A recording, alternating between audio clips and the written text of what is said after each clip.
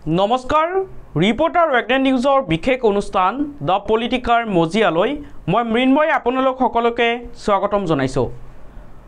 আজি দ্য পলিটিকাত আমি আলোচনা কৰিম মন্ত্ৰী পীযুষ হাজৰিকাই এদিন পূৰ্বে মন্তব্য কৰা এটা বিশেষ সম্প্ৰদায়ৰ কথা। নলবাৰীত অনুষ্ঠিত হৈ যোৱা অসম চৰকাৰৰ কেবিনেট বৈঠকৰ অন্তত ৰাজ্য চৰকাৰৰ এগৰাকী প্ৰভাৱশালী মন্ত্ৰী পীযুষ হাজৰিকাই মন্তব্য কৰিছে যে অসমত আৰু অসমীয়াৰ ওপৰত এটা বিশেষ সম্প্ৰদায়ৰ লোকে আক্ৰমণ কৰা আৰম্ভ কৰি দিছে। কিন্তু পীযুষ হাজৰিকাই মন্তব্য কৰা অনুসৰি এই বিশেষ সম্প্ৰদায়ৰ লোকসকল কোন?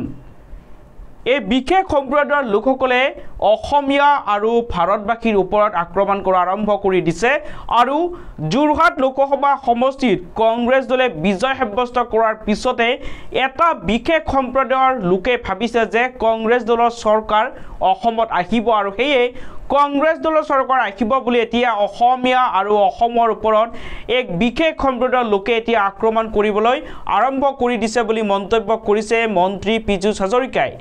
আৰু এয়া ৰাজ্যবাসীৰ বাবে এক অশনি সংকেত। আৰু যদিও বিজেপি চৰকাৰ কেন্দ্ৰ আৰু ৰাজ্য উভয়তে আছে আৰু এই বিজেপি চৰকাৰে এই বিশেষ সম্প্ৰদায়টোক দমন কৰিবলৈ চেষ্টা কৰি আছে, যদিও কেতিয়াবা কিছুমান আইনৰ সুৰুঙাৰে এই বিশেষ সম্প্ৰদায়ৰ লোকসকলে ওলাই যাবলৈ বাধ্য হৈছে বুলি এতিয়া মন্তব্য কৰিছে মন্ত্ৰী পীযুষ হাজৰিকাই।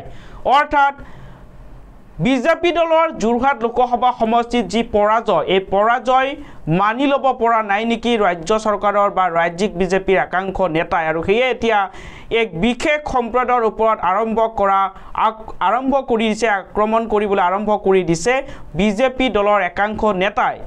বিশেষকৈ মুখ্যমন্ত্ৰী হিমন্ত বিশ্ব শৰ্মাৰ পৰা পীযুষ হাজৰিকা আৰু আজি ৰূপজ্যোতি কুৰ্মীয়েও এই বিশেষ সম্প্ৰদায়টোৰ বিৰুদ্ধে অসমীয়া জাতিক একত্ৰিত হ'বলৈ আহ্বান জনাইছে। অৰ্থাৎ এতিয়া যোৰহাটত কংগ্ৰেছ দল বা গৌৰৱ গগৈৰ বিজয়ৰ পিছতে এতিয়া শংকিত হৈ উঠিছে নেকি ৰাজ্যিক বিজেপি, ইয়াক লৈ এতিয়া প্ৰশ্ন উত্থাপন হৈছে।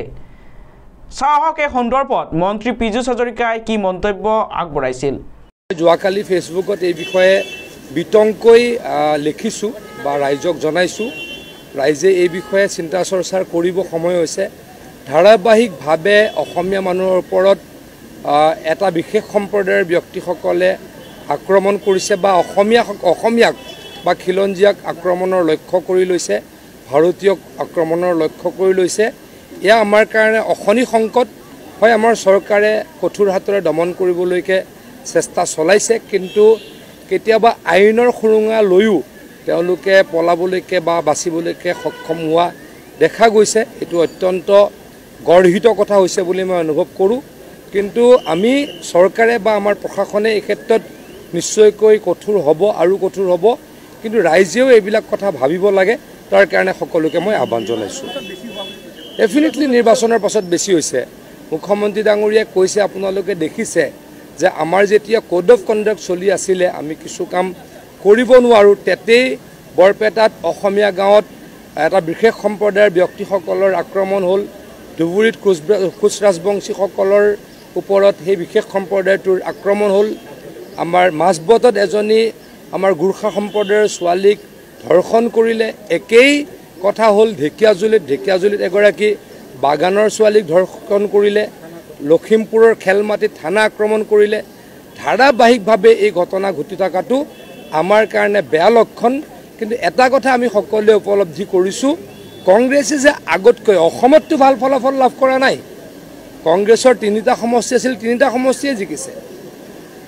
অসমত আমি 92টা সমষ্টিত আমি জয়লাভ কৰিছোঁ আৰু কংগ্ৰেছে 78 লাখ বা 79 লাখ ভোট যি পাইছে, তাত 58ৰ পৰা 60 লাখ ভোটেই সেই বিশেষ সম্প্ৰদায়টোৰ ব্যক্তিসকলে দিছিলে। গতিকে অসমত কংগ্ৰেছৰ বিশেষ একো ভাল হোৱা নাই, কিন্তু আমি যোৰহাটত পৰাজয় বৰণ কৰিলোঁ। তাৰ কাৰণে এই বিশেষ সম্প্ৰদায়ৰ ব্যক্তিসকলে ভাবে যে কংগ্ৰেছ দল আকৌ শাসনলৈকে আহিব, আমি এতিয়াৰ পৰা অত্যাচাৰ কৰিম আৰু অসমীয়াক এতিয়াৰ পৰাই মুখিমূৰ কৰিম। এয়া হ'বলৈকে দিব নালাগে। সকলোৱে এই ক্ষেত্ৰত সজাগ হওক, তাৰ কাৰণে অনুৰোধ কৰিছোঁ। কেবিনেটততো পলিটিকেল কথা আলোচনা নহয়।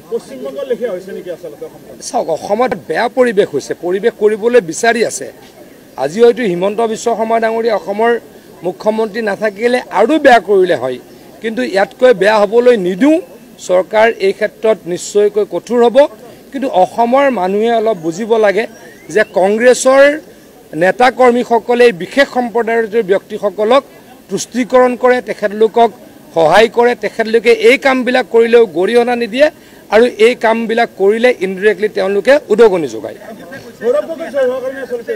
ডেফিনেটলি ভাবে যে নৰ্মেলি ক'ত জিকিছে নগাঁৱত কংগ্ৰেছ জিকিছে আৰু ডুবুৰীত জিকিছে এই বিশেষ সম্প্ৰদায়টোৰ যিহেতু তাতে সংখ্যা বহুল তাতে জিকিবলৈ সক্ষম হৈছে কিন্তু কাকতালীয়ভাৱে যিহেতু যোৰহাটত আমি হাৰিলোঁ এতিয়া এই বিশেষ সম্প্ৰদায়ৰ ব্যক্তিসকলে ভাবিবলৈ আৰম্ভ কৰিছে যে অসমত কংগ্ৰেছ চৰকাৰ আহিব অসমত কংগ্ৰেছ চৰকাৰ আহিলে আৰু কৰিম আৰম্ভণি কৰিয়ে দিলোঁ কি কৰিম আৰম্ভণি কৰি দিলোঁ গতিকে এইটো তেখেতলোকে অসমীয়াক ধাৰাবাহিকভাৱে খিলঞ্জীয়াক ভাৰতীয়ক ধাৰাবাহিকভাৱে আক্ৰমণ কৰিব বিচাৰিছে আমি ইয়াক হ'বলৈ নিদিওঁ আমি ৰাইজক সতৰ্ক হ'বলৈহে অনুৰোধ কৰিছোঁ